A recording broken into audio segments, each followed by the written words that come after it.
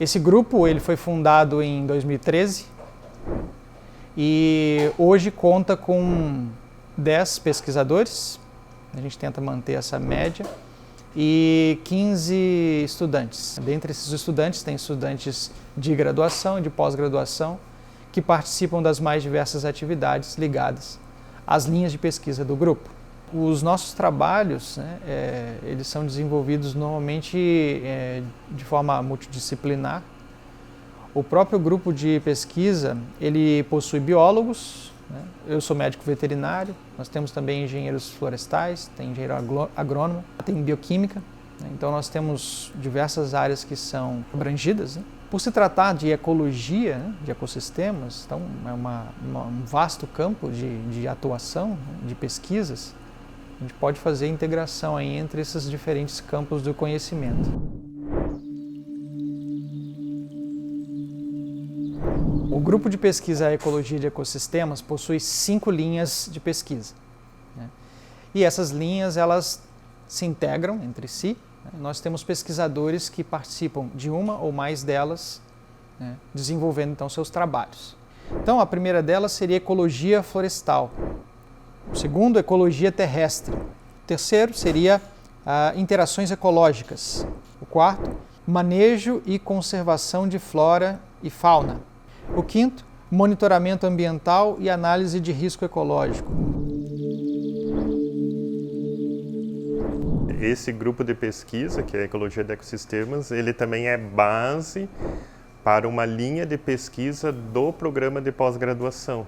Então, o nosso programa de pós-graduação, que se chama Ecossistemas Agrícolas e Naturais, uma das linhas de pesquisa é a Ecologia de Ecossistemas.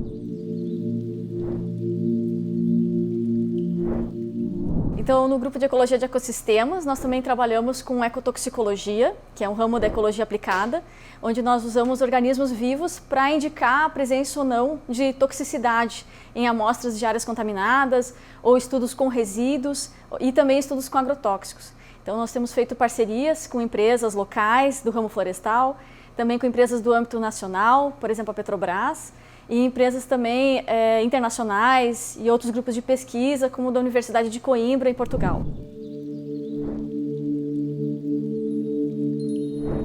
Nossas pesquisas com empresas, elas têm sido feitas via fundação da UFSC, especialmente a FAPEL, e elas têm trazido resultados, então, que servem para o gerenciamento dessas áreas. Se a toxicidade existente, por exemplo, em áreas de desastres, com derramamentos ou contaminação industrial, se elas precisam de algum tipo de remediação ou se elas conseguem restabelecer as funções ecológicas ao longo do tempo. Por exemplo, em uma situação de uma área contaminada, nós fizemos um estudo onde essa contaminação ocorreu subsuperficial, e a gente pôde ver que, por exemplo, o solo superficial ele não está comprometido, tanto para o uso das pessoas quanto para a produção de alimentos. Então, nós conseguimos, aliado com as análises químicas, nós conseguimos responder essas perguntas em termos ecológicos. Então, nossos resultados têm trazido isso e também dado direções no reuso de resíduos, em reaproveitamento, por exemplo, de resíduos industriais, tanto para disposição em solo ou reaproveitamento para a produção de adubos organominerais. Então, nós temos projetos com outras universidades também, com a Federal Rural do Rio de Janeiro, com a Unesp de Rio Claro e com outras universidades aí, Brasil afora. Além disso, nós também utilizamos a fauna de solo como uma ferramenta para biomonitoramento, tanto de reabilitação de áreas contaminadas ou em processos de biorremediação, ou também mesmo monitoramento de processos de restauração de áreas degradadas. Nós fazemos expedições de campo, colocamos armadilhas e coletamos a fauna de solo, então minhocas, colêmbulos, enquitreídeos, e mensurando a riqueza de espécies ou a abundância desses grupos, nós conseguimos ter um panorama da qualidade de solo desses locais.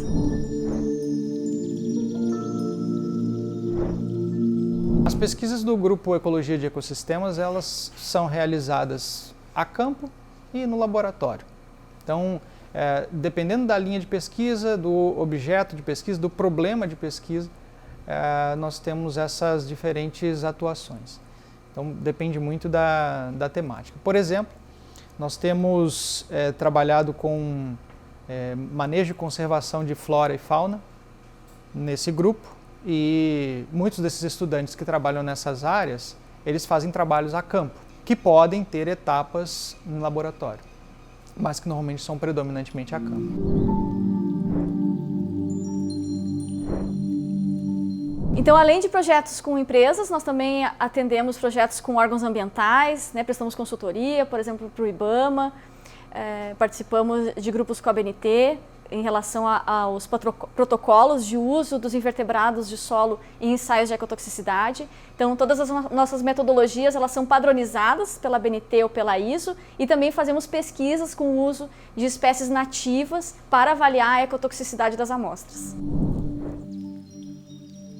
Eu tenho duas atuações principais dentro desse grupo de pesquisa. Uma delas seria mais relacionada a inventários e manejo de fauna, principalmente fauna de vertebrados. Tenho desenvolvido mais trabalhos com mastofauna e avifauna, mas não excluo outras possibilidades. E também tenho trabalhos numa outra linha que é relacionado a manejo de doenças animais, né, utilizando controladores biológicos. Junto ao grupo de pesquisa de ecologia de ecossistemas, a minha área de atuação está mais voltada para a ecologia florestal, né? Principalmente a pesquisa com as florestas nativas, né? Com um foco muito forte para a Mata Atlântica, que é o que predomina aqui no nosso estado, né? E na região sul do Brasil. Então a gente trabalha bastante com o entendimento dos processos ecológicos relacionados ao ecossistema como um todo, mas também as características ecológicas das espécies que estão ali presentes.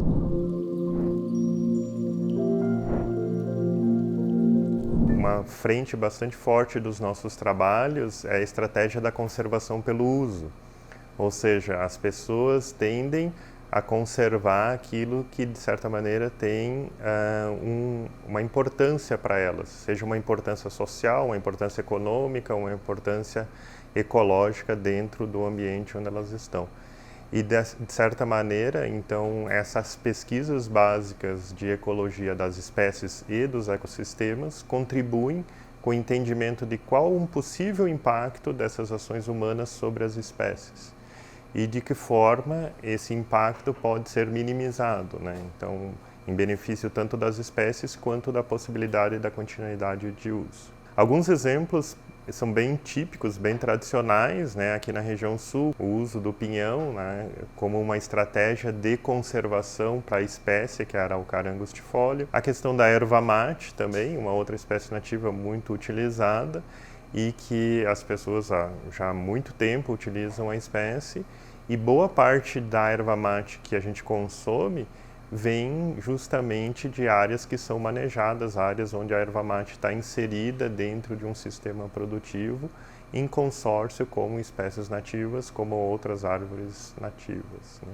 Então, esse entendimento ele é bastante importante para a gente também buscar conciliar melhor as nossas atividades produtivas com a necessidade de conservação que a gente tem. Hoje a gente tem pesquisas, então, que de certa maneira já atuam com principalmente associações de produtores, né, cooperativas.